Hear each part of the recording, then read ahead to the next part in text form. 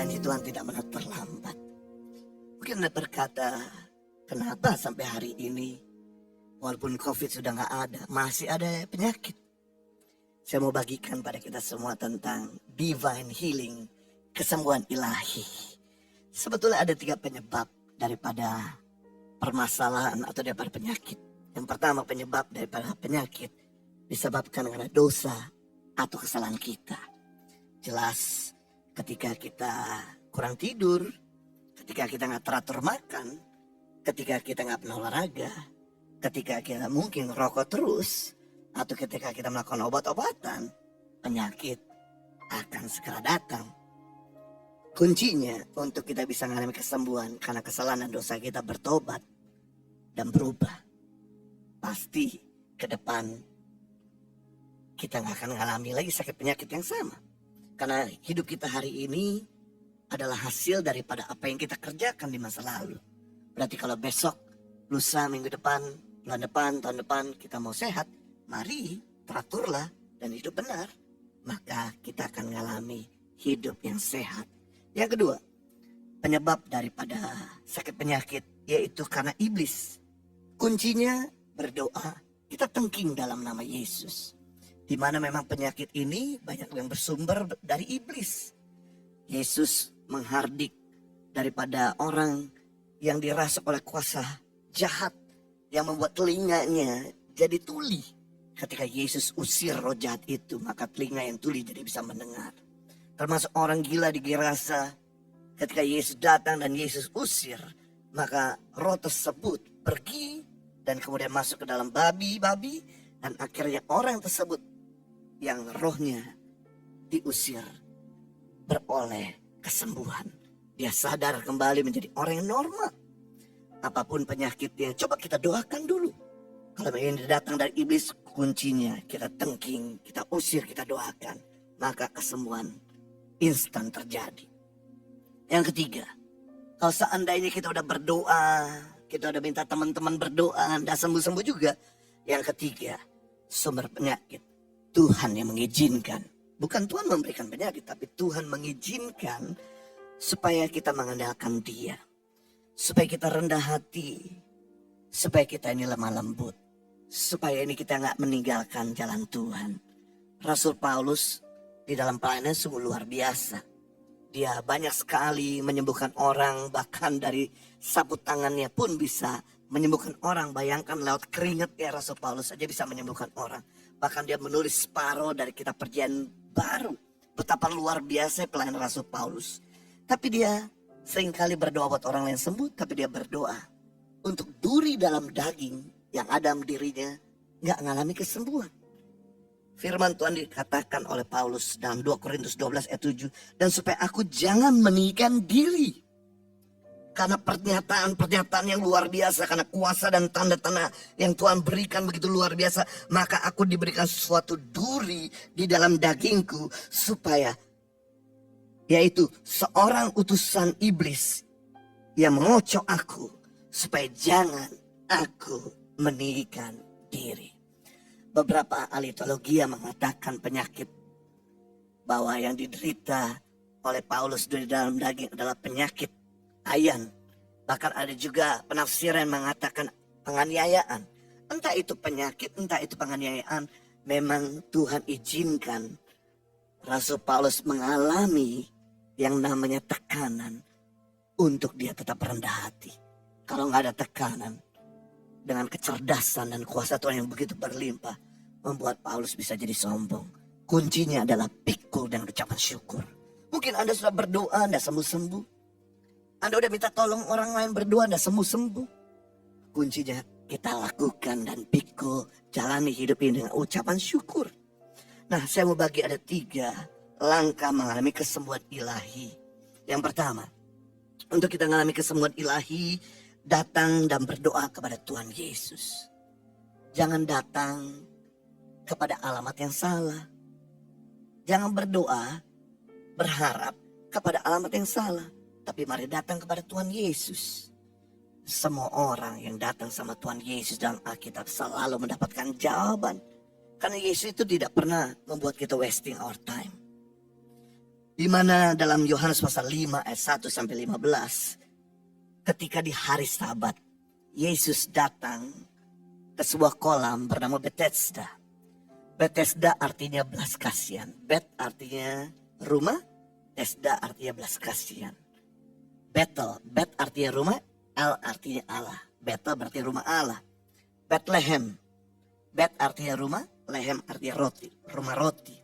Betani, Bet artinya rumah, Ani artinya rumah orang miskin. Jadi di mana Yesus datang ke sebuah kolam Bethesda, di mana ada begitu banyak orang yang punya kebutuhan dalam hal penyakit. Ada seorang yang sudah lumpuh 38 tahun. Ketika Yesus samperin orang yang lumpuh ini, dan Yesus berkata, maukah kamu sembuh? Lalu orang ini berkata, gak ada seorang pun yang membawa saya ke kolam itu ketika air mulai bergelombang. Karena menurut tradisi ketika malaikat datang dan air bergelombang, barang siapa yang menyemplungkan dirinya di kolam itu kali pertama, dia beroleh kesembuhan. Sampai hari ini saya tidak sembuh-sembuh. Yesus tanya, maukah kamu sembuh? Dia malah bercerita kepada yang lain-lainnya mengenai kasusnya yang tidak ada orang menolong dia. Kemudian Yesus bertanya sekali lagi, maukah kamu sembuh? Langsung pria ini berkata, jelas aku mau sembuh. Yesus berkata, angkatlah tilammu. Tilam itu artinya matras, tempat tidur. Dan seketika itu juga, orang yang gak pernah berjalan 38 tahun, dia berdiri dan mengangkat matrasnya. Dan dia berjalan. Wow. Saudara, di tradisi Yahudi, gak boleh ngangkat matras ketika di hari Sabat. Tidak boleh menyalakan pelita. Tidak boleh bekerja di hari Sabat. Yesus sedang memberitahu kepada banyak orang pada waktu itu di hari Sabat, bahwa rupanya kesembuhan tidak terdapat dari kita menjalankan agamawi kita. Kesembuhan tidak didapatkan dari sebuah peristiwa, dari sebuah kejadian. Tidak terdapat di dalam tempat-tempat keramat. Kesembuhan tidak terdapat pada orang-orang pintar. Tapi kesembuhan terdapat pada Yesus. Yesuslah yang sebenarnya Bethesda. Dialah sumber belas kasihan. Saudara, kalau hari ini Anda pergi ke Israel, kolam Bethesda masih ada. Tapi sudah tidak ada air sama sekali, sudah hancur. Lalu kemudian dibangun sama orang-orang Romawi, yaitu tempat penyembahan dewa pagan di sana, dewa kesembuhan di sana, tetap dihancurkan juga. Karena Tuhan sedang membuktikan bahwa kesembuhan bukan terdapat pada tempat-tempat khusus, tapi kesembuhan terdapat di dalam Yesus Kristus. Hari ini dimanapun saudara berada, mungkin kau sedang ada pada tilammu, tempat tidurmu. Mari panggil Yesus. Mari berdoa kepada Tuhan. Mari sekali lagi kuatkan imanmu. Karena orang yang setia berdoa, setia bersyukur, setia berharap, tidak pernah dikecewakan. Apapun pergumulanmu hari ini, berdoa kepada Tuhan Yesus. Alamat yang paling tepat yaitu dalam Tuhan Yesus. Puji Tuhan saudara, Tuhan itu baik. Dia sekarang ini hadir di dalam hidup kita. Kalau dia cuma hadir ada di Israel, betapa repotnya. Kita mau menerima kesembuhan perlu datang jauh-jauh ke Israel. Tapi Yesus sudah ada tinggal di dalam diri kita melalui Roh Kudusnya. Mari panggil dia. Dialah Tuhan yang hidup dan mau melawat kita. Yang kedua, langkah alami kesembuhan ilahi yaitu mengampuni. Markus pasal 11 ayat 25 dalam bahasa Indonesia masa kini saya bacakan. Dan kalau kalian berdoa tetapi hatimu tidak senang terhadap seseorang, ampunilah orang itu dulu, supaya Bapakmu di surga juga mengampuni dosa-dosa kamu. Wow, kata mengampuni itu artinya melepas. Kata tidak mengampuni artinya menahan. Waktu kita melepaskan pengampunan, maka surga akan melepaskan anugerah. Dan waktu kita menahan pengampunan, maka surga akan menahan anugerah. Kenapa sampai hari ini langit berubah di tembaga, tanah berubah di besi, apa yang kita kerjakan tidak ada hasil, apa yang kita doakan tidak pernah terjadi? Karena mungkin penyebabnya kita tidak melepaskan pengampunan. Saudara, kita ini sudah menerima kasih Tuhan yang begitu besar. Dosa-dosa kita sejak dari lahir Sampai hari ini waktu Anda datang dan minta ampun sama Tuhan, Tuhan selalu mengampuni. Tidak ada satu dosa yang Tuhan tidak bisa ampuni. Kecuali satu, dosa tidak mengampuni kesalahan orang lain. Maka Rasul Petrus datang kepada Tuhan Yesus di dalam Matius pasal 18 ayat 21 sampai 35. Di mana Petrus berkata kepada Tuhan Yesus, sampai berapa kali kami boleh mengampuni orang bersalah kepada kami? Yesus tidak menjawab. Kemudian dia nyeletuk. 7 kali kah? Karena menurut tradisi Yahudi, orang Yahudi boleh mengampuni sampai 3 kali. Nah, Petrus ini mau menunjukkan bahwa dia lebih daripada orang-orang Yahudi lainnya. Aku ini sudah mengampuni 7 kali. Dia mau menunjukkan bahwa dia lebih hebat dari orang Yahudi yang lain. Tuhan Yesus berkata tidak. 70 kali 7 artinya unlimited. Tidak terbatas. Saudara, memang sakit dilukai. Tapi bahwa orang yang melukai Anda gak sebanding dengan kejahatan yang kita lakukan kepada Tuhan. Mari kita ampuni mereka. Kita gak bisa menyalahkan orang melukai kita, itu haknya. Kita gak bisa menyalahkan orang ngomongin kita, itu haknya. Tapi kita bisa mencegah agar pahit yang bersarang di hati kita. Keputusan di tangan kita mau better atau kita mau bitter.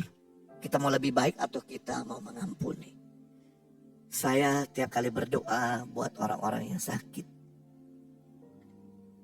Tapi ketika orang-orang itu gak mau mengampuni, maka doa saya pun tidak didengar. Doa hamba-hamba Tuhan yang lain pun tidak didengar. Tapi kalau orang itu mengampuni, maka dalam sekejap langit itu terbuka. Ketahuilah, waktu Anda dibaptis, langit terbuka. Masih ingat ketika Yesus dibaptis, langit terbuka. Lalu ada suara yang berkata dari surga, ini anak kasih, Roh Kudus turun. Jadi baptisan mengakses kita terhadap surga. Kita bisa mendengar Tuhan, kita bisa berbicara pada Tuhan, dan Tuhan juga bisa berbicara pada kita. Tapi tidak mengampuni, menutup pintu surga. Jadi jangan sampai hidup kita ini udah susah, ditambah susah karena kita tidak mau mengampuni orang. Lepaskanlah kebaikan, maka Tuhan akan melepaskan semua anugerah pada kita. Yang ketiga, langkah untuk kita mengalami kesembuhan, memperhatikan orang lemah.